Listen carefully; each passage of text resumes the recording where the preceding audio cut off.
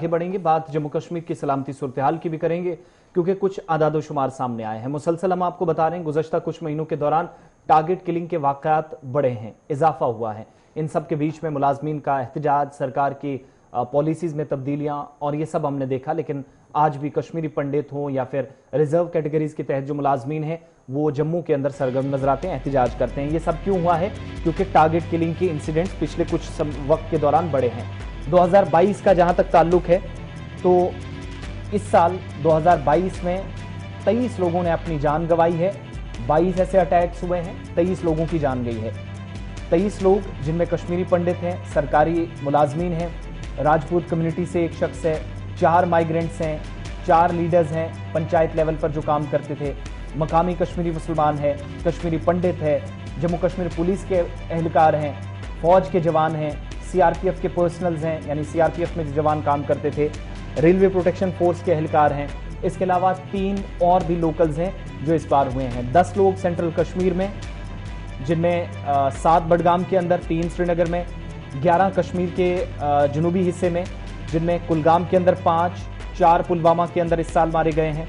इसी तरीके से अनंतनाग और शोपिया में एक हलाकत हुई है।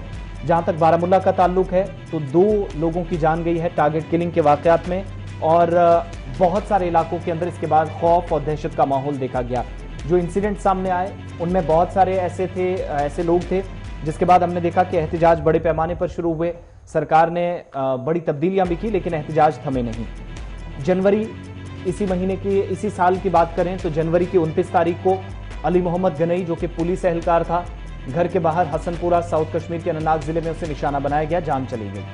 2 मार्च को यानी तीसरा महीना साल 2022 का मोहम्मद याकूब डार पंचायत मेंबर थे, इनका कुलपुरा कुलगाम के अंदर कत्ल कर दिया जाता है। 9 मार्च को इसी तीसरे महीने में समीर अहमद भट्ट सरपंच थे खनमो श्रीनगर के अंदर, जहां पर इन्हें घर के बहुत करीब ही निशाना बनाया जाता है, इनकी भी मौत हो जाती है। 10 मार्च को यानी अगले दिन एक और टारगेट किलिंग होती है। समीर अहमद मल्ला, फौज का एक जवान, बताया जाता है कि जहां उसे अपने गांव से पहले अगवा किया गया और उसके 3 दिन बाद उसकी लाश मिली लोकीपुरा बडगाम के अंदर। 10 मार्च को यह वाकया हुआ। 12 मार्च को शबीर अहमद मीर सरपंच थे, अडूरा कुलगाम से इनका ताल्लुक। इसके अलावा मुख्तार अहमद जो सीआरपीएफ का एहलकार था, छोटीपुरा शोपियां का, इन बताया जाता है कि ड्यूटी से वापस गए लेकिन ये घर जाना इनका आखिरी बार साबित हुआ। इसके अलावा तजम्मुल मोहिउद्दीन डार गुटपुरा बडगाम यानी सेंट्रल कश्मीर में 21 मार्च को उन्हें टारगेट किया जाता है। 26 मार्च को Ishfaq Ahmad special police officer और उनके भाई उमर अहमद, ये दोनों एसपीओज थे, इनको चढ़बुक पुलवामा माफ कीजिएगा बडगाम के अंदर घर के बाहर निशाना बनाया जाता है। इसी तरीके से 4 अप्रैल को विशाल कुमार नाम का एक सीआरपीएफ एहलकार, जिसको अपने साथी समेत मैसूमा श्रीनगर के अंदर जख्मी किया गया, बाद में विशाल कुमार ने आखिरी सांस ली अस्पताल में इलाज के दौरान। 13 अप्रैल को साल 2022 में इसी साल सतीश कुमार सिंह, राजपूत कम्युनिटी का एक मेंबर, काकरन गांव में कुलगाम साउथ कश्मीर में इससे टारगेट किया गया। इसी तरीके से 15 अप्रैल को मंजूर अहमद बांगरू सरपंच थे, गोशबुक पट्टन बारामुल्ला नॉर्थ कश्मीर के अंदर इन्हें टारगेट किया गया, इनकी मौत हो गई। 18 अप्रैल को सुरेंद्र सिंह और देवराज सीआरपीएफ के दोनों एहलकार थे, दोनों पर गोली चलाई गई काकपुरा रेलवे स्टेशन पर, जबकि सुरेंद्र सिंह ने आखिरी सांस ली, मौके पर ही उनकी मौत हो गई। जबकि 6 दिनों के बाद देवराज जो थे उनकी भी मौत हो जाती है, यानी दोनों 18 अप्रैल के इस इंसिडेंट में अपनी जान गंवा देते हैं। 13 मई को पिछले महीने आप देखिए, रियाज अहमद ठोकर पुलिस एहलकार गुडूरा पुलवामा जनूबी कश्मीर के अंदर ड्यूटी से वापस गया लेकिन उसकी मौत हो जाती है। 17 तारीख को रंजीत सिंह, जहां पर राजौरी से इसका ताल्लुक था, बारामुल्ला में शराब की एक दुकान पर हमला होता है और इसमें वो जख्मी हुए लेकिन बाद में जख्मों खिताब न लाते हुए ये भी चल बसे। 24 मई को सैफुल्ला कादरी पुलिस एहलकार अपनी बेटी के साथ घर के बाहर सोरा श्रीनगर में टारगेट हुआ। कादरी जो अपनी 9 साल बच्ची के साथ थे, जो जख्मी हालत में थी, लेकिन अब हालत बहुत हद तक बेहतर हुई है, लेकिन सैफुल्ला कादरी मौके पर ही दम तोड़ बैठे। 25 मई को टीवी आर्टिस्ट अमरीन भट्ट, जिनका कत्ल किया गया घर के बाहर खुशरू चाडूरा बडगाम के अंदर, ये पिछले महीने के आखिरी हफ्ते की बात है। उसके कुछ दिनों बाद ही 31 तारीख को एक बार फिर आग लगी, जब रजनी बाला स्कूल टीचर थी जम्मू से, इनको घर के बाहर स्कूल के बाहर कॉम्प्लेक्स के नज़दीक ही गोपालपुरा कुलगाम के अंदर निशाना बनाया जाता है। इनकी भी मौत हो जाती है।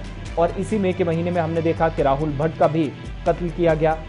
पंडित बरादरी से इनका ताल्लुक था चाडोरा बडगाम के अंदर, लेकिन इसके बाद से जो एहतजाजों में शिद्दत आई वो हुकूमत के लिए भी दर्द-ए-सर बनी। 2 जून को जो महीना चल रहा है, इस महीने में एक बैंक मैनेजर पर गोली चली। आपको याद है कि सीसीटीवी फुटेज भी सामने आया था।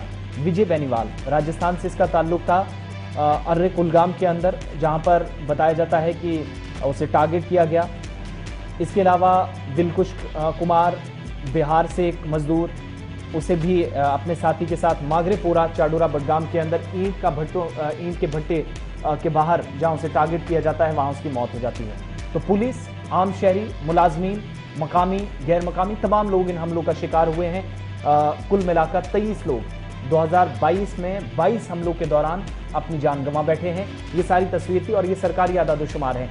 वहीं अगर कल का इंसिडेंट देखें तो ये 24 हो जाते हैं, लेकिन उसमें गौर अभी तहकीकात होना बाकी है, क्योंकि बहुत सारी चीज क्लियर है। बिल्कुल, जो कल हमने देखा कि सांबोरा पामपुर के अंदर जहां एक पुलिस एहलकार की लाश मिलती है, लेकिन इब्तिदाई जांच के मुताबिक, जो ज़राए का कहना है कि इब्तिदाई जांच के मुताबिक उसके सीने पर एक गोली का निशान पाया गया है। ताहम जो ज़राए का कहना है कि शायद उसे भी टारगेट किया गया है, नामालूम बंदूक बरदारों की जानिब से उसे भी निशाना बना। ये भी उस वाक़े में आता है, लेकिन फिलहाल पुलिस ने इस सिलसिले में एक केस दर्ज किया और तहकीकात इस हवाले से शुरू की है।